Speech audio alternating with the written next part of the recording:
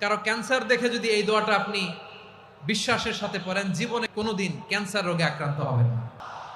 অনেক সময় এমন হয়, হঠাৎ বিপদের সম্মুখীন হই আমরা, রেডি হয়ে বের হয়েছে অফিসে, হঠাৎ অ্যাক্সিডেন্টে পড়ে যাই, হঠাৎ পেটের ব্যথায় অজ্ঞান, এরকম হয় না? আপনাদের হয় না? বিষ্ণু ইসলাম বলেন, আকস্মিক দুর্ঘটনার বিপদ থেকে যদি কেউ বাঁচতে চায়, সকাল সন্ধ্যা যেন প্রত্যেকে এই দোয়াটা পড়ে। সকালে যদি 3 বার পড়ে, সন্ধ্যা পর্যন্ত হঠাৎ হঠাৎ বিপদ থেকে সে রক্ষা পাবে।